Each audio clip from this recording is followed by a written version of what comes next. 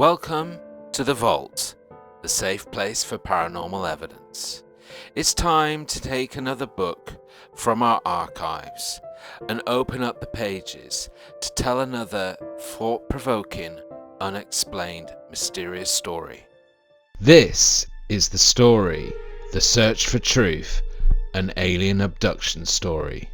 At the age of 14, in the year 1989, living in the city of Plymouth, in the United Kingdom, G was an average teenage boy, interested in music, drama, sports, and action movies and TV shows like Airwolf, Knight Rider, Indiana Jones, Star Wars, like most teenage boys of the era. He enjoyed school and had good friends, and had started dating and trying to discover who he was as a person and developing as a teenager. He grew up in an average middle-class family with a father who was a nuclear engineer working on Trident submarines, a mother who was a hard-working chef and cook. At the time, he had an older brother who was active and serving in the British Army. His family lived immediately adjacent to the Plymouth Airport, which in present day is now closed.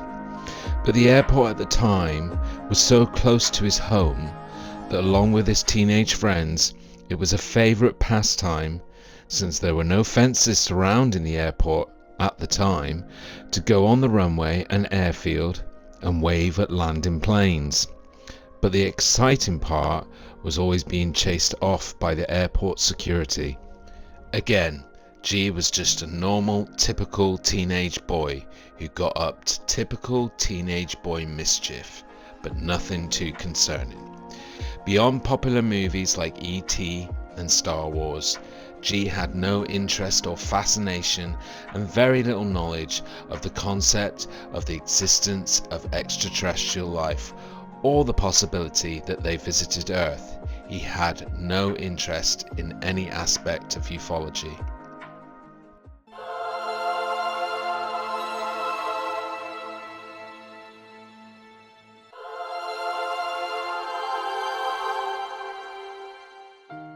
On one fateful day in the early part of 1989, G went to school as usual, and during lunch break visited a female friend called Nikki, who was in the music department.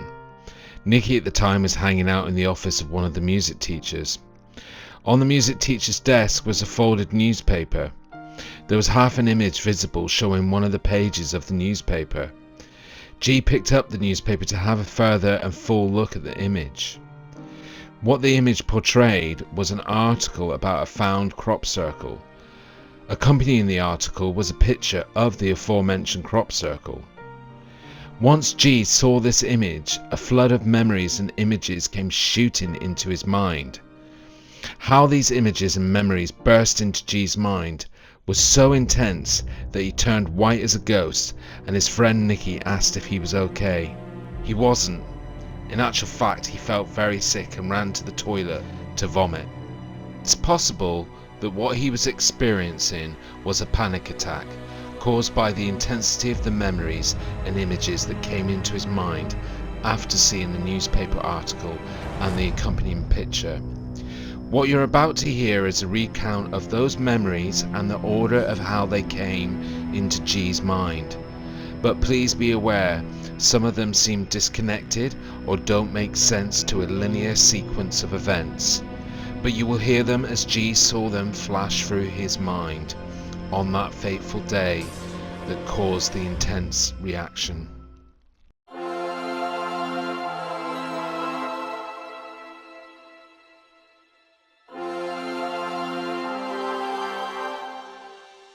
It seemed to be the middle of the night when G woke up by opening his eyes.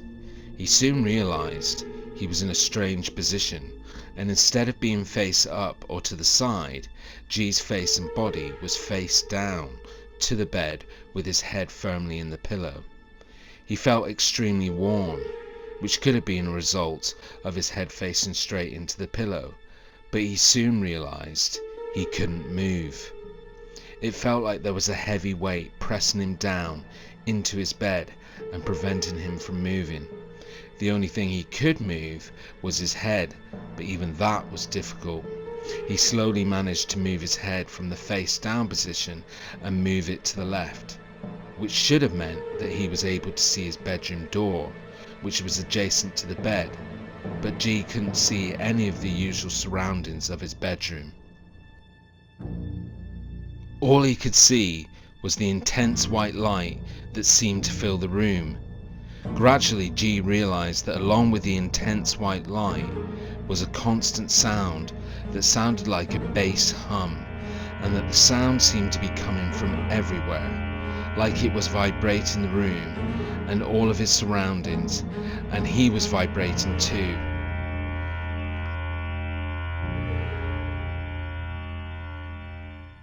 G realized at this point he was sweating profusely and was extremely warm. However, no matter how hard he tried, he could not move. G believes that at this point he lost consciousness.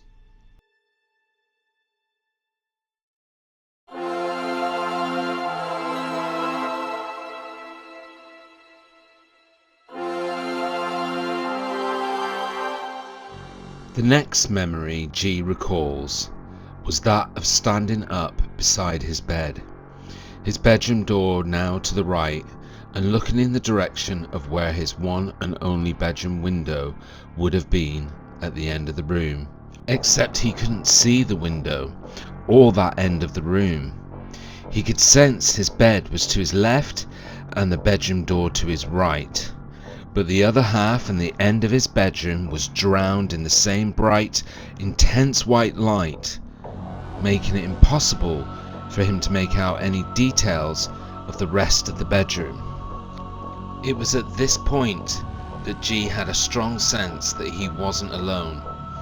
This sense was caused by the fact that he could hear rustling that sounded like someone in the room with him moving around, and he could hear indiscriminate chatter, like a sort of voice, but he couldn't make out what the voice was saying. He tried to move in the direction of the noise towards the end of his room. It was at this point that G realized that he was still paralyzed and had no control over his body or motor functions. What was further alarming, G then realized that even though he had no control over his movement, he was in fact actually moving forward, although very slowly. He was moving towards the window end of his room. He surmised this because where previously he could only make out his bed to his left and his bedroom door to his right, he was now seeing some of the outline of the one and only wardrobe in his bedroom, which was at the end of the bed but closer to the window. To this day, G does not understand how, if he could not control his motor functions and was paralyzed, how he was moving forward. As the wardrobe or the sense of it came into view, G had an even stronger sense that someone was behind his wardrobe, to the side that would be facing towards the window. The end of the room is still drowned in the most intense white light, making it still impossible to make out all the details of that end of his bedroom. He continued to stare at the wardrobe due to the strong sense that someone or something was concealing themselves behind it, and he was getting closer, moving forward, but he had no control over his functions. It was at this point, just before whoever was hiding themselves would have been revealed, when a shadow shot across the room, going across the room widthways, starting from behind the wardrobe and running to the right side of the room, roughly a distance of 2.5 meters. G couldn't make out the full details of the shape of the shadow and can only say the outline of the shadow looked humanoid in shape, but given its closeness to G, he should have been able to ascertain what this thing was, but it moved in such inhuman speed that he could not. There are three elements of this memory that alarm G. Firstly, the way he was moving forward, but seemingly not due to his own movement, control, and that he was paralyzed. Secondly, given his closeness and adjacency to the person or thing moving across the room, why couldn't he make out the details of who it was? And lastly, this thing or person seemed to disappear out of view on the right side of his bedroom, where there was no door or exit or furniture to conceal this person. But when they moved to the right side, they did seem to disappear.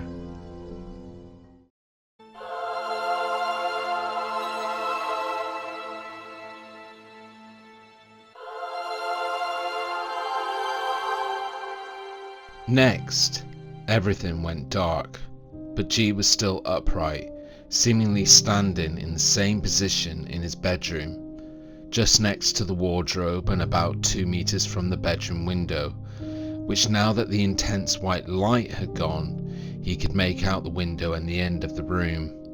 He could see out of the window into the night sky. Outside the window of G's bedroom was the back garden below. Beyond the garden wall, a small road. Past the road, a thin line of trees. Beyond these was a walking path that ran horizontal with the trees, then the slightly elevated verge that led up to the airport runway.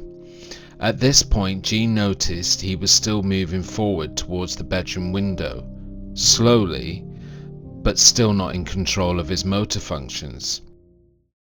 His attention was then brought to the outside night sky, where through the window he could see lots of coloured flashes going off in the night sky, over where the airport runway would have been. All across his view, through the bedroom window, a skyline and a distance of about 1/4 of a mile, he saw these flashes. They were not flashing together, so it wasn't lights coming from a single craft, unless that craft was as big as a skyscraper. The lights were orb-shaped and had no discernible pattern to how they appeared in the night sky. There were many different colours and could be compared to a fireworks show, but without the sparkles. Just single orb lights appearing and disappearing. G then realised that he was still moving forward towards the window and was getting closer and closer, but he couldn't take his eyes off the lights. But he had a very overwhelming feeling that if he didn't stop soon, he would hit the window. All he then recalls is the orb seeming to be closer and closer.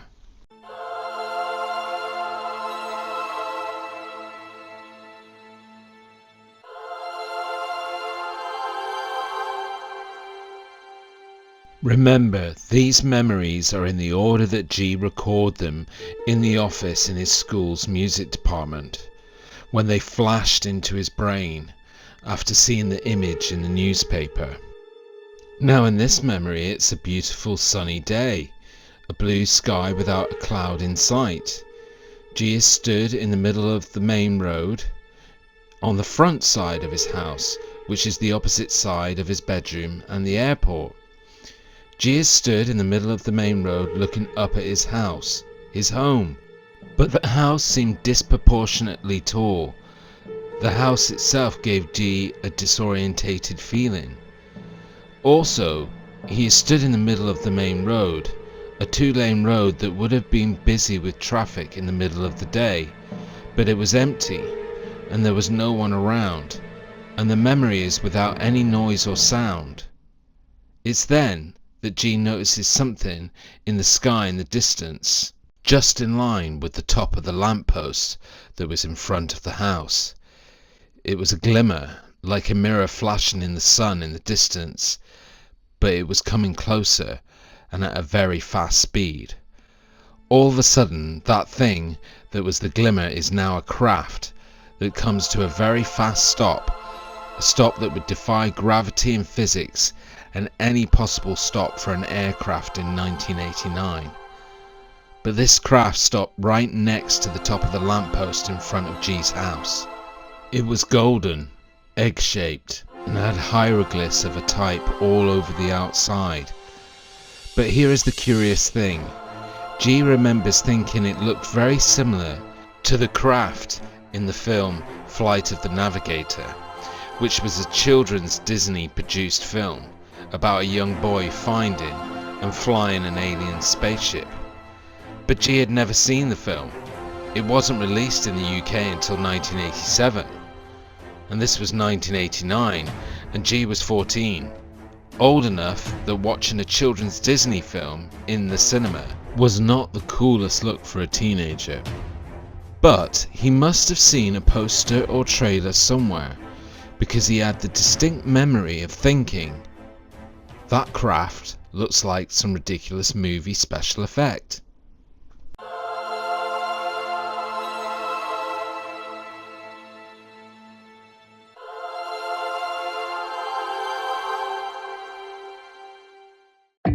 The next memory G had, it was night time again, but he wasn't outside anymore, and he wasn't in his bedroom. He was in a room of sorts that looked like a dome. G was on the top of the ceiling of the dome, looking down. Again, he recalls feeling like there was a pressure, a force, keeping him in place at the top of the dome ceiling, but looking down. He felt like he wasn't strapped in by any means, simply because he couldn't see his arms and legs flailing in front of him. Again, he could move his head from left to right, but didn't have any way of controlling the rest of his body. He was floating at the top of a room this time, pinned in place by some unseen force. Where he could move his head, he surveyed the room from left to right. What he recalls is there was no windows, no doors, no discernible features of any kind. In fact, all the surfaces just looked like metallic grey with a wet clay kind of quality. He looked down, and the floor seemed very much the same, but then he noticed a slight glimmer in the floor, a shimmer that was almost like water. During these shimmers, he swore he thought he could see through the floor. What he could see looked like a muddy, wet green field. The floor looked translucent at times. When looking down, the green field seemed roughly another 10 feet below the transparent floor of the room G was in. Just as G realised all of this, the ground below seemed to start moving sideways. G felt a slight inertia, like the room itself was starting to move, and that synchronized with what he was seeing below him. At all times, the ground that G saw below the shimmering floor of the room only seemed about 10 or 15 feet beneath him and the edge of the room he was in. But what he started to see as the ground was moving was different things, like bushes, trees, more field areas were passing by, different areas of ground like roads and buildings. The speed at which the ground below was flying by got faster and faster. The feeling of inertia and pressure became more intense. The ground below was passing so fast now, it was hard to make out any details. It was just a blur. And G was finding it hard to look at it. It was making him feel sick. He realised that due to the inertia and the pressure pushing on him, he couldn't move his head to look left or right, so he could only look forward. Since the sight was too hard to bear, the only thing G could do was close his eyes. But the inertia and the pressure kept increasing, and G believes he lost consciousness.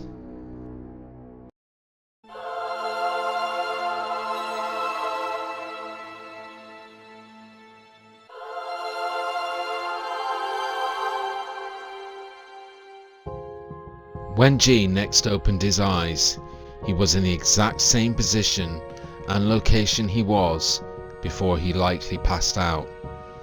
He was in the domed room, at the middle of the top of the ceiling, stuck, looking down. Except this time, there was no shimmering floor. Actually, there was no floor at all. There was a floor below. Again, it looked like a green muddy field at night or early morning, but it was further below the sides of the wall of the domed room. The room started to move again, but this time it was not moving to the side, it was moving up, but with a tilt. The best way to describe the movement would be to imagine a bowl. The bowl is upside down on a table. G is in the center of what would be the inside of the bottom of the bowl, but it's upside down. Then you turn the bowl, but not as if it's upright, but instead facing down the table. This movement and tilt of the room meant that slowly G could see the land around the outside of the room, but only what was immediately in front. The sides of the room prevented him seeing the full surroundings. G was still pinned by this unseen force that was stopping him sliding around as the pitch and the direction of the dome and the room changed. What G could see in front of him when the room stopped moving was two fields with a slight incline and separated by an old natural brick wall.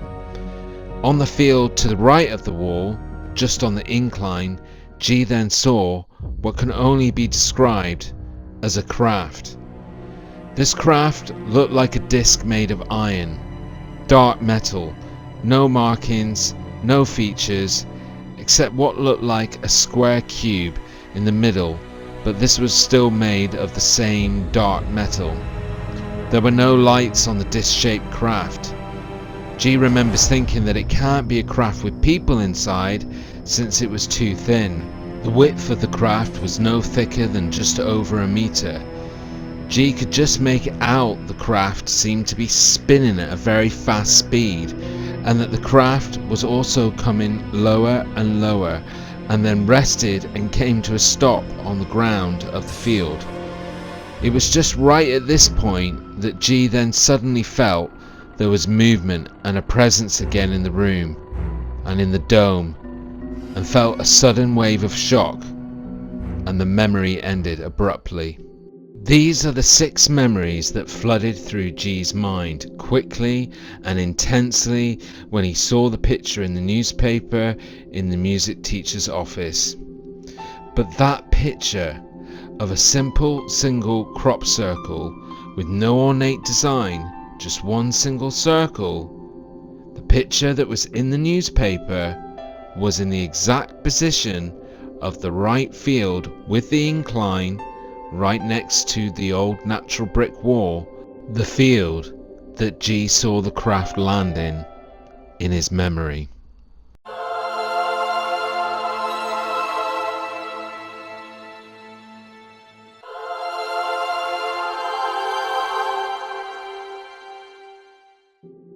On the actual day that G saw the newspaper article, due to vomiting, he was sent home by the school nurse for the rest of the day.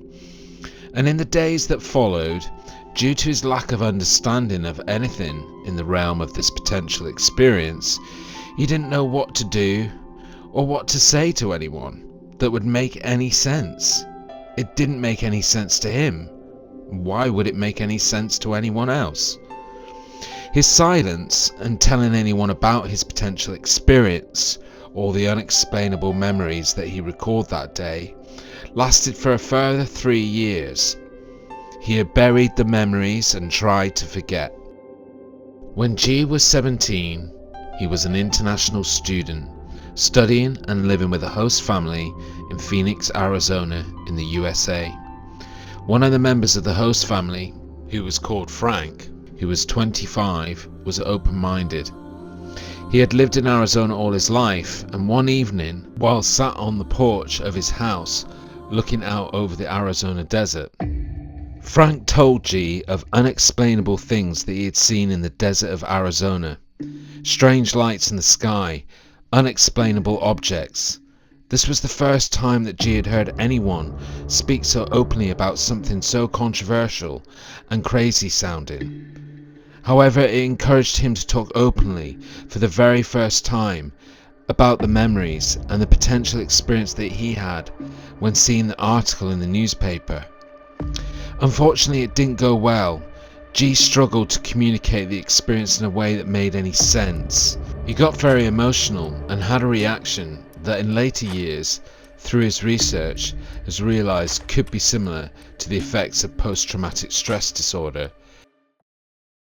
Although years later, in reflection, G was thankful to have had the opportunity to speak openly to Frank. At the time, he was so frustrated and slightly traumatized by the experience that it'd be another 10 years before he would talk to anyone about the memories or the potential experience. However, it was during these 10 years and around G's mid-20s, he began to develop an insatiable interest in ufology. It was still only the late 90s when G developed this interest, before the height of the internet. Therefore, his research began primarily in text and books, also TV and documentaries, although generally G is not a fan of the majority of ufology documentaries. In later years, his research evolved as the World Wide Web evolved. He became a fan of TV programs like The X-Files and anything that dealt with the subject of ufology in a respectful and credible way. Throughout the 36 years since 1989, G has still only directly shared his potential experience face to face with a handful of people that are close to him. In recent years, his insatiable interest in the subject of the existence of alien life and his passion for the research and evidence has led him to become a content maker on YouTube, where he shares his thoughts and research with viewers across many different areas of unexplained phenomena, both on the channel The Vault and another channel called The Underground Paradox. His strapline for The Underground Paradox is The Search for Truth. Due to his involvement in YouTube, he guested on another channel and was interviewed about his potential experience by Ben Walgate. This was the first time and only time until now that he has spoken about his potential experience in public. This interview was also a difficult process for him and resulted in some emotional upset at times, and again at times very frustrating and difficult for him to portray his potential experience in the way that he wants. And you know, you can't you know. It's okay, G, take a minute. Take a minute, buddy, it's fine. The one thing that I would just really like is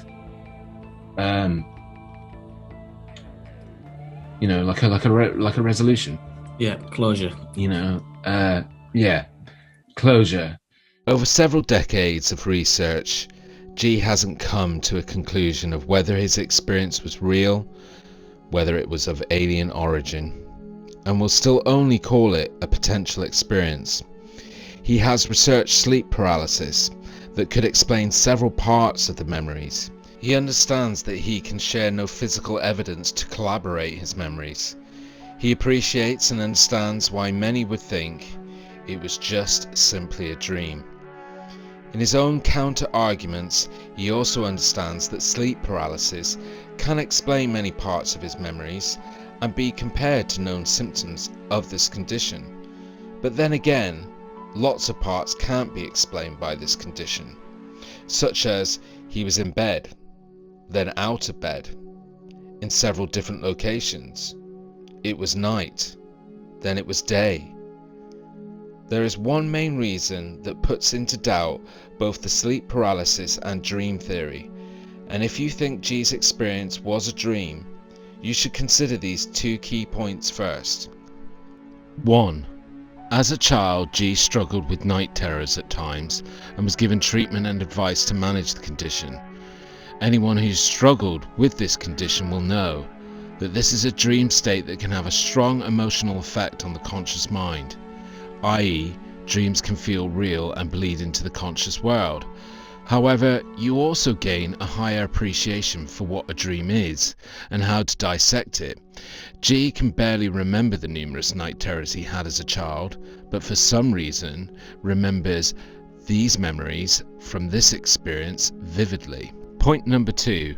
Why were the memories, or dream, triggered by seeing the newspaper article and picture? Why did he have no recollection of these visions, memories, or experiences until he saw the article and the picture in the newspaper? Memory loss is not a known symptom of sleep paralysis.